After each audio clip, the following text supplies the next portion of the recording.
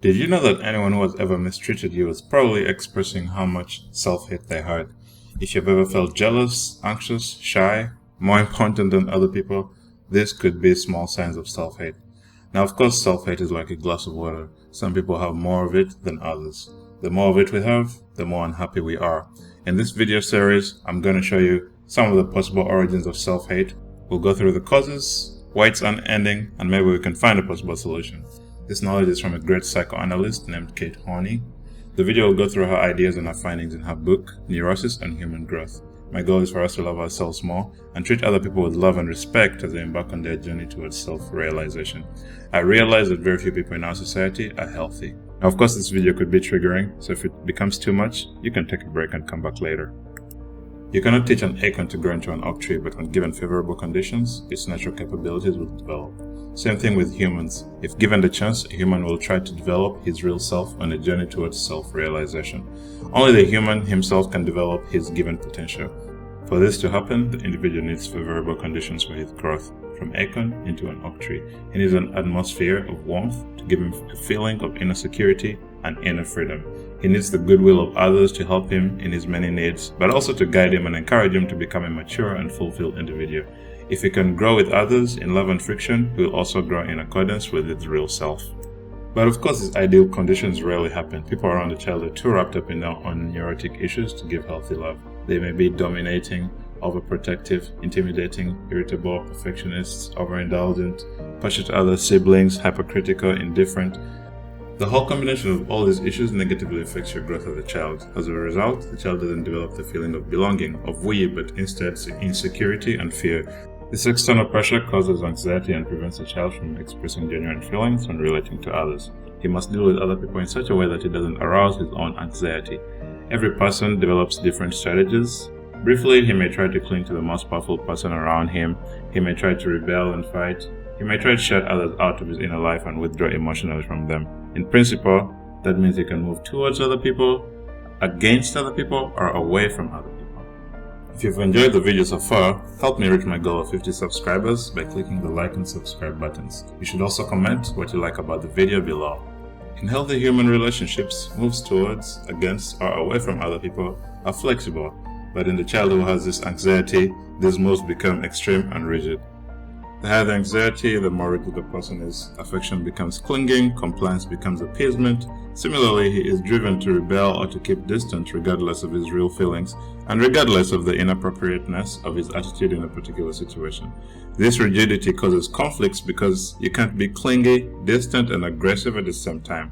So over time, one of those three moves becomes the most dominant.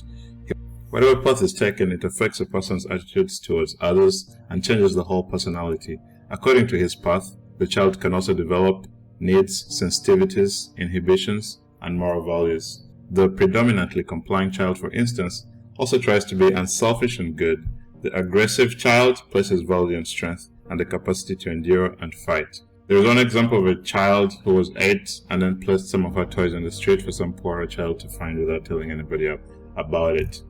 At 11, she had fantasies of being punished by the teachers she had a crush on. The unfavorable conditions are different every time, and so is the outcome for different people. But it always weakens the inner strength and unity of the person, and due to this weakness, the child develops needs for these deficiencies. This means the person has not developed real self-confidence, so he desperately needs self-confidence or a substitute for it. He feels less substantial and less equipped for life than others. This feeling of being inferior makes a person develop an urgent need to lift himself above other people. His need to develop strategic ways to cope with others has forced him to override his genuine feelings, wishes, and thoughts. This causes the person to become an alien to their real self. His feelings and wishes then cease to become determining factors. He is no longer the driver, but is driven. This division weakens him but also makes him more of an alien, as he no longer knows who he is or where he stands. Since he's an alien to himself, the person then needs a substitute for his real self because he needs something to hold that will give him a feeling of identity. This will make him feel meaningful to himself despite all his weaknesses, and he will also have the feeling of power and significance. So he needs a feeling of identity, and he also needs to lift himself above others. There's only one way he can do all of this. He uses his imagination.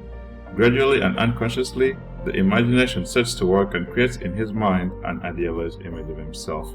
In this process, he gives himself unlimited powers, and with these unlimited powers, he becomes a hero, a genius, a supreme lover, a saint, or a god. This self-idealization makes him feel significant and superior above other people. Everyone builds a different ideal self according to his needs, fantasies, and natural abilities. Since his feelings are rigid and therefore are conflicting, he first idealizes his solutions of the basic conflicts. Compliance becomes goodness, love, saintliness. Aggressiveness becomes strength, leadership, heroism. Aloofness becomes wisdom, self-sufficiency, and independence. Whatever appears as shortcomings or flaws, these are always dimmed out or retouched. The idealized self cannot have any weakness. Eventually, the person may come to identify himself with this idealized image. He becomes this image. The idealized image becomes an idealized self, and this idealized self becomes more real to him than his real self. Not because it's more appealing, but because it answers all of his stringent needs. The healthy person in this phase of development, or at any phase, would try to move towards their real self. But this person who is neurotic now starts to abandon their real self for the idealized self. The idealized self becomes a measuring stick with which he measures himself. People cling to the idealized self because this solution promises to satisfy all of their inner needs, but also mysteriously makes them feel fulfilled in life. I wonder then that when a person believes he has found such a wonderful solution, he clings to it for dear life. After finding such a wonderful solution, there is no other choice but to abandon the real self. This is where all the problems begin. The energies that were being used for the person towards self-realization are now shifted to the aim of becoming this ideal self.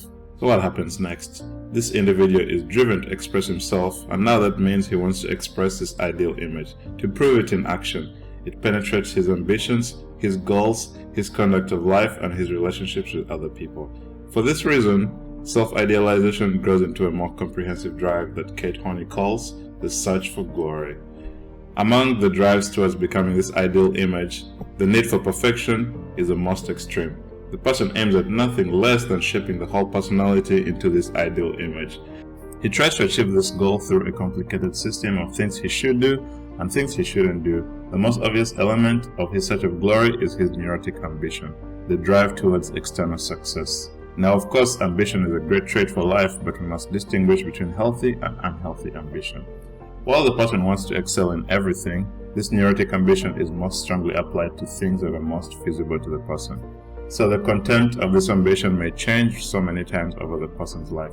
At school, the person feels unbearable shame if he doesn't have the best marks in class. Later in life, he may be impulsively driven to have the most dates to the most beautiful girls. And then later in life, he might be obsessed with making the most money or becoming the most famous person. Such changes easily give rise to a certain self-deception. A person at first may feel determined to become the greatest athlete or war hero, and then later in life he may be equally as focused to becoming the greatest saint. He may believe that he has lost his ambition for the other goal, or he may decide that excelling in athletics was not what he really wanted. But what he fails to realize is that he still sails on the same boat of ambition but has merely changed the course. With sufficient luck, this person may achieve glamour, honor, influence, but also when a person attains more money, power, or status, they come to feel the uselessness of their chase. They do not obtain any more peace of mind, inner security, or joy in their life. Their inner misery is still great as ever. The last element in this search of glory is a drive towards a vengeful triumph. The chief aim is to put others to shame or death through one's very success, or to attain the power to inflict suffering on others, mostly of a humiliating kind. On the other hand, this drive for excelling may not be worked on but then stay as a fantasy, and the need for vengeful triumph then shows itself in often unresistible, mostly unconscious desires to frustrate, outsmart, or defeat others in personal relations. It is called vengeful triumph because of the motivating force to take revenge for embarrassments suffered in childhood. People may or may not be aware of these feelings. Very frequently, this drive is very hidden. This is part 1 of the video, and in part 2 I'll talk about why the person never gets satisfied and the various tricks the human mind uses to lie to ourselves so that we may feel happier. But these same lies cause us to go into the road of self-hate and self-torment. Thank you. Thank you for watching. If you like this video, please like it and subscribe to the channel, and also check out my other videos. Have a good day.